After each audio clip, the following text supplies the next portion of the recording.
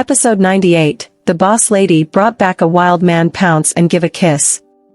The game character on her phone screamed in agony, game over. The young man in front of her was dressed in a white shirt, light blue jeans, white sneakers, with short hair that revealed a clean forehead. His fair skin and shy expression made him look like a college student who had not yet graduated. Ningxi stared at him for a long time and then stood up with a whoosh, circling around the young man several times. Her face was filled with an expression of disbelief. Oh my, I never expected this. I thought you were a creepy old man, but you're actually a handsome young man. We don't need to hire any spokespersons for our studio in the future, you'll do just fine. Picking up someone randomly from the street, she hadn't expected to find a handsome young man. What luck. The young man felt a bit embarrassed by her words, and his face turned even redder. Boss, I still don't know your name? Hearing the term boss, Ningxi chuckled. No need to be so formal. We are equal partners. You can call me Ningxi, or just Xiaoxi. I'm Gong Shangze, boss. I still prefer to call you boss. You'll never know what your appearance means to me. If it weren't for you, I would be a walking corpse. Fine by me. Ningxi didn't care much about these details and followed his lead. However, being called boss for the first time felt pretty cool. By the way, do you plan to open our studio in China or abroad? Ningxi asked. In China. We're just starting, and it's not suitable to open abroad yet, Gong Shangze replied. Alright, then come back to China with me tomorrow. Ningxi suggested. Okay, Gong Shangze agreed. After a pause, Gong Shangze asked, Boss, what's the name of our studio? Ningxi scratched her head. I'm not good at naming things. Do you have any good ideas? Boss, it's better if you decide. I hope the name comes from you, no matter what it is. Gong Shangze looked sincere. Ningxi blinked, feeling like she had acquired a loyal dog. I'll decide then. Let me think. Since Gong Shangze insisted, Ningxi paced around the room, trying to come up with a name. How about Xilin? It combines rule and spirit, inspired by the phrase from Lu Yuxi's inscription on the humble house. Mountains are not high if there's a fairy, and waters are not deep if there's a dragon. It means that you, being the true dragon I've invited, will be the treasure of our studio and can definitely defeat that little snake. Gong Shangze, upon hearing Ningxi's words, instantly welled up with tears. Boss, thank you. Thank you for this name. Ningxi panicked and quickly handed him tissues. Hey, don't cry like this. I can't stand seeing people cry, especially when they look as pretty as you. Gong Shangze, with a serious expression, said, Boss, I won't let you down. I've exhausted myself, but I'll definitely make the Xilin brand successful. Ningxi coughed lightly. Cough, no need to exhaust yourself. We're going for sustainable development. Yes, boss. Good boy. Just as they finished their conversation, Ningxi's phone rang. It was a call from her boss, Lu Tingxiao. Hello, boss. Well, is the advertisement shoot going smoothly? Came the gentle voice of a man from the phone. Don't worry, everything is going smoothly. I'll be taking a flight back to China tomorrow afternoon. Tomorrow afternoon, when you arrive, it'll already be late at night. You're alone, and Ling Zhizhi won't be there. I'll pick you up at the airport tomorrow. Huh? You don't need to bother, I can hire a car. Besides, I have a meeting. I'll hang up first. Be careful on the way, see you tomorrow night. Ningxi was about to say she wasn't alone and didn't need to worry, but Lu Tingxiao had already hung up. She could only let it be. The next day, Ningxi embarked on the journey back to China with Gong Shangze. On the plane, Gong Shangze stared out of the window in a daze. I thought I would never be able to go back in my lifetime. Ningxi rested her head on her hand, shaking her leg. Humph, we're going back now. Even if that guy stole as many design drafts as he wants, there will come a day when they run out. But what we have is an endless treasure trove. Gong Shangze looked at the spirited expression of the girl beside him, and his pessimistic mood was easily infected. He nodded heavily. Yes. After that incident, he hated the entire world, detested the injustice of fate, and even hated himself. Carrying such negative emotions, he had given up not only on designing but on himself as a whole. He never expected that on an ordinary afternoon, he would encounter such a person, a guide. Because of her, he suddenly became reconciled to all the hardships and unfairness. His long-dormant brain instantly became active. Gong Shangze quickly took out his sketchbook and began to sketch rapidly, recording the inspiration. Ningxi was surprised. Oh, you're inspired so quickly? I suddenly thought of a theme. Gong Shangze said excitedly. Seeing the big boy beside her with shining eyes, completely different from before, Ningxi was momentarily stunned, then smiled and asked, "What's the theme?" On the plane, Ningxi and Gong Shangze discussed design inspirations and the operation of the studio, roughly outlining the blueprint for the future. By the time the plane arrived in China, it was already late at night. The capital city was experiencing gloomy weather, and the temperature was quite low in the evening. Ningxi had just walked out of the airport gate when a cold wind blew, causing her to sneeze. Seeing this, Gong Shangze quickly took off his coat and draped it over Ningxi's shoulders. "Boss, be careful not to catch a cold." "Thank you," Ningxi said gratefully. "Boss, do you want to call a car?" "It might be difficult to find a taxi at this hour," Gong Shangze suggested. "No need. Someone is coming to pick us up. Just wait while I make a call," Ningxi said, taking out her phone from her bag. "I wonder if boss has arrived." Not far away, a black Maybach was slowly approaching. Qingfeng's hands on the steering wheel were trembling uncontrollably. Could this be a mistake? Originally, he was happily accompanying the boss to pick up the lady boss at the airport. Why was there a strange man with the lady boss now? Wasn't this disastrous? He cautiously glanced through the rearview mirror at the back seat, but after only half a glance, he dared not look any further and quickly retracted his gaze. The boss's expression was terrible. But, it couldn't be blamed on the boss for being so angry. Since 3 days ago, in the afternoon, the boss had been eagerly looking forward to the lady boss's return, repeatedly reminding him of the lady boss's arrival time.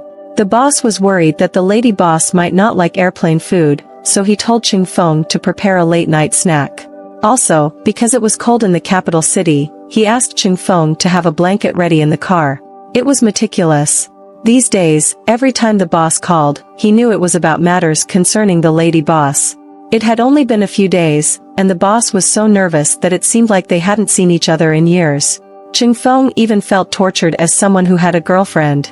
But now, Qingfeng watched in horror as a man beside the lady boss attentively took off his coat and draped it over the lady boss's shoulders. He was shocked, almost spitting out 3 liters of blood. He started to seriously consider whether to abandon the car and run away now. "Boss, should I continue forward?" Qingfeng asked cautiously. As a result, asking was a mistake. The hatred instantly shifted onto him. Lu Tingxiao's gaze shot over like icy blades. Qingfeng immediately shut up, no longer asking such stupid questions, and continued driving forward. "Shangze, after my friend arrives to pick me up later, don't call me boss anymore. Just call me by my name," Ningxi specifically reminded Gong Shangze. After all, being called boss in front of the big boss was too embarrassing. "Okay, I got it," Gong Shangze obediently replied. As Ningxi was busy searching for her phone in her bag with her head down, she didn't notice that a black car had silently stopped beside her. The car door opened, and Qingfeng was the first to get out. He jogged to open the back door and then a pair of long legs stepped out. When the man got out of the car, the surrounding air seemed to become colder. Gong Shangze, seeing the frosty man in front of him, instinctively sensed a dangerous signal. Out of a protective instinct, he unconsciously pulled Ningxi, who was still unaware, towards himself. However, this action caused a sudden change in the man's aura, instantly becoming more sharp. Gong Shangze felt a bit chilly for some reason, and even his palms started sweating. Who was this man? Ningxi finally found her phone, turned it on, and dialed Lan Tingxiao's number. However, as soon as the call connected, a familiar ringtone echoed from the opposite side. Ningxi was startled. Instinctively, she raised her head and, to her surprise, saw the icy-faced Lu Tingxiao. Lu Tingxiao. Ningxi murmured unconsciously, then rubbed her eyes hard, thinking she was seeing things. At this moment, behind Lu Tingxiao, Qingfeng, with a fearful expression, bowed his head, showing a look of life and death. After confirming that the person in front of her was indeed Lu Tingxiao, the girl's small face suddenly filled with joy, and she happily bounced over. "Boss! It really is you. I thought I was seeing things. I just called you." Gong Shangze, who was beside her, didn't expect Ningxi to actually know this dangerous person. He was a bit surprised and couldn't help asking, "Boss, little she, do you know each other?" Qingfeng keenly sensed the word old in the man's sentence. "Huh? Old what? Could it be, old wife? Just the lady boss going abroad, and they're secretly in love?" Thunderstruck. Even Ching Feng noticed this, and Lu Tingxiao obviously noticed it too. His complexion instantly turned even darker. For Lu Tingxiao and Ching Feng to have such wild thoughts, Ningxi was still oblivious, excitedly pulling Gong Shangze to introduce him. Shangze, this is our company's Lu Tingxiao. In any case, he's my super big boss, my friend, and mentor. Lu Tingxiao's expression didn't change at all with Ningxi's introduction. Instead, it became even more solemn. Although Ningxi's introduction didn't emphasize any specific position for him, each role mentioned was not what he wanted. Gong Shangze, hearing this, felt a bit conflicted. The boss's boss, how should he address him? Hello, Mr. Lu. In the end, Gong Shangze politely greeted him. Lu Tingxiao endured and maintained his gentlemanly demeanor, nodding slightly as a greeting. Gong Shangze wasn't sure if it was just his imagination, but he felt that the man in front of him seemed to harbor strong hostility towards him. Moreover, ever since this man appeared, he felt an increasingly oppressive aura. Ningxi continued to introduce Gong Shangze to Lu Tingxiao. Boss, let me introduce. This is Gong Shangze, he's my... At this point, Ningxi finally realized that something was wrong with Lu Tingxiao's expression, but she didn't know exactly what. Hesitating, she continued, he's a friend I met in Luo City, a very talented designer. What's going on? Not only did Lu Tingxiao's expression change, but even Ching Feng's expression seemed strange. Did she say something wrong? Ningxi quickly changed the topic. Boss, it's so late, and you came to pick me up. It's really troublesome for you. Not troublesome, it's on the way. On the way? On the way from the airport? Ningxi was speechless, but she noticed that Lu Tingxiao's gaze had been on her shoulders. What's wrong now? Lu Tingxiao reached out and naturally took off her coat, then took off his own coat and draped it over her shoulders. This one is thicker. Oh, thank you. Ningxi nodded in a daze. Lu Tingxiao glanced at her and restrained himself from asking more. He helped her open the car door instead. Get in the car, it's cold outside. Ching Feng timely opened the door on the passenger side, making an assist. Mr. Gong, you can sit here. There are things in the back seat, and it might be cramped. Okay.